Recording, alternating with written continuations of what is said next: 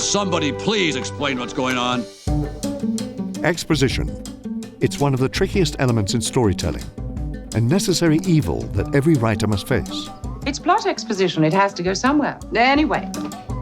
Today, we'll look at the challenges of delivering exposition and creative ways you can use it in your own writing. This is What is Exposition? Be sure to subscribe for videos on screenwriting techniques such as our 4-ending series and what makes a great villain. Now, let's get down to business. What is exposition? In the words of the famous screenwriting instructor Robert McKee, exposition means facts, the information about setting, biography, and characterization that the audience needs to know to follow and comprehend the events of the story. For example, explaining the rules of the dream world. You create the world of the dream. We bring the subject into that dream, and they fill it with their subconscious.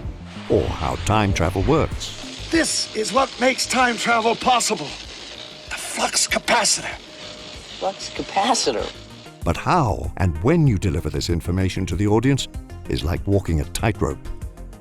Too much information and the audience has little reason to pay attention. Not enough information and they become confused or lost. Good exposition is delivered without the audience even noticing. When it feels awkward or unnatural, it can pull the audience out of their immersive experience. This is Katana. She's got my back. She can cut all you in half with one sword stroke, just like mowing the lawn. I would advise not getting killed by her. Her sword traps the souls of its victims. Let's continue with some general do's and don'ts of exposition. One trick to writing exposition is to disguise the information. As Hitchcock once said, exposition is a pill that has to be sugar-coated. In other words, you are giving them some information, but at the time you give it, it must appear to be something else.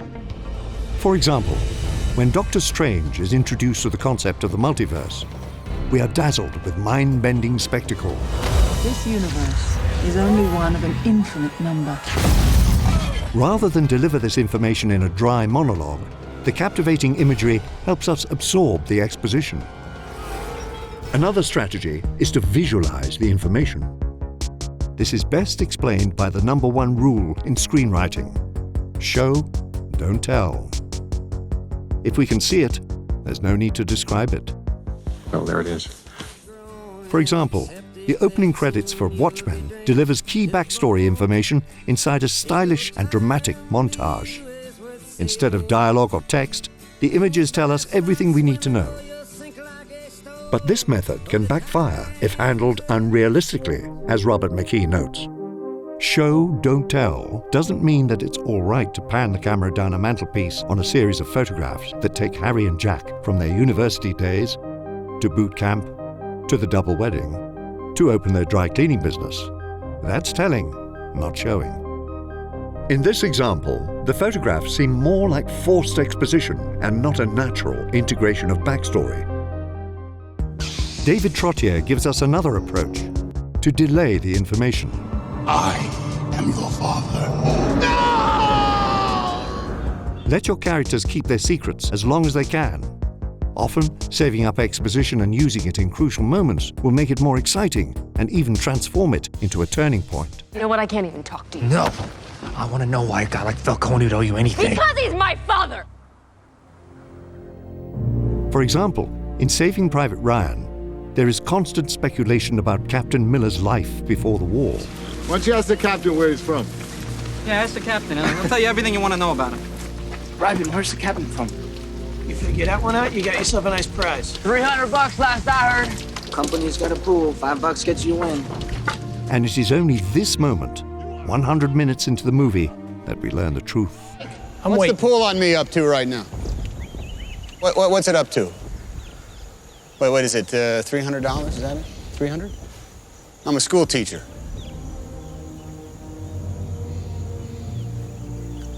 I teach English composition. Instead of a throwaway bit of information in Act 1, we get a transformative moment in Act 2. Going a step further, John Truby offers another tactic: to withhold the information entirely. No matches on prints, DNA, dental, clothing is custom, no labels. Nothing in his pockets but knives and lint.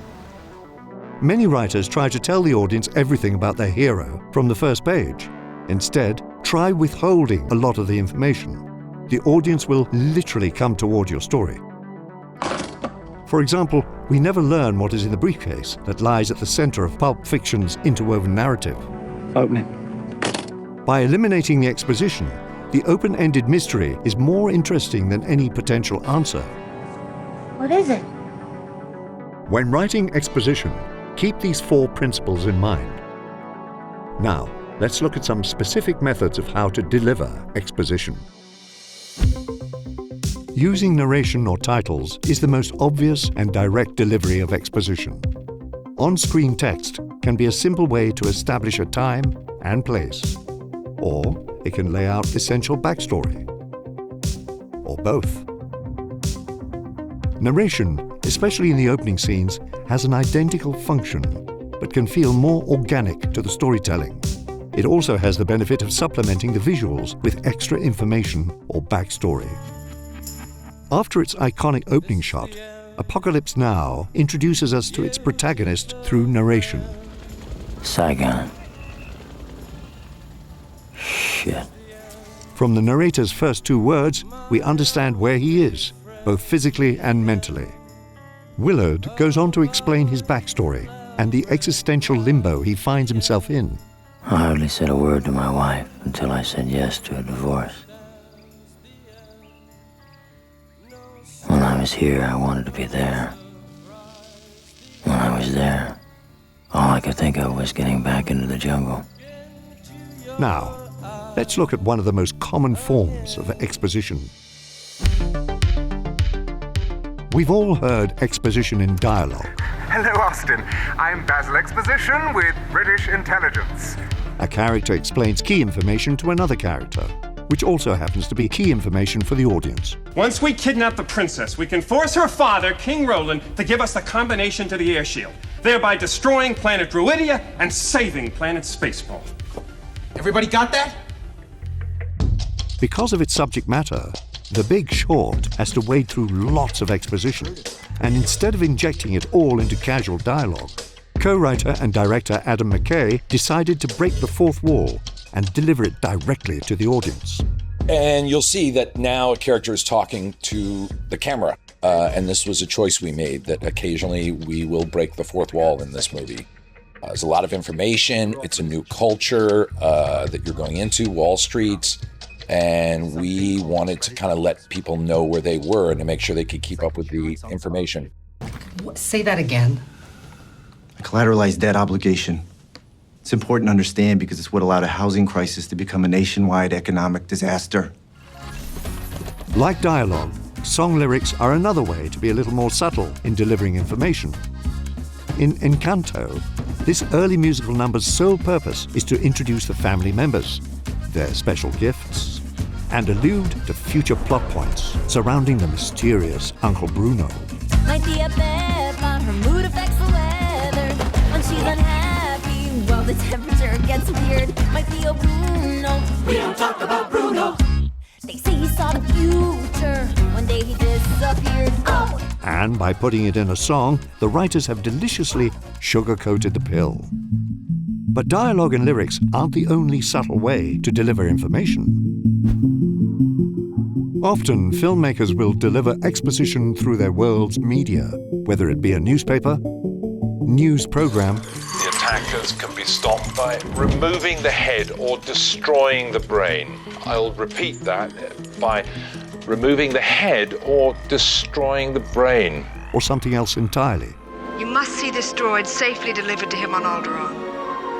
This is our most desperate hour. Director Steven Spielberg makes expert use of media exposition in Jurassic Park. The film's ideas are complex and need explaining. How exactly are dinosaurs being brought back to life? Enter Mr. DNA. A DNA strand, like me, is a blueprint for building a living thing. The exposition is cleverly disguised in a tour video that explains everything the characters and audience need to know. We use the complete DNA of a frog to fill in the holes and complete the code. Whew. And now we can make a baby dinosaur. Media can deliver exposition in a way that is engrossing and entertaining. Let's look at a method of delivering exposition that is far more subtle. Sometimes a filmmaker can provide exposition simply through what is shown in the frame, through the mise-en-scène, including props or set dressing. Consider the information we're given in the opening moments of Signs.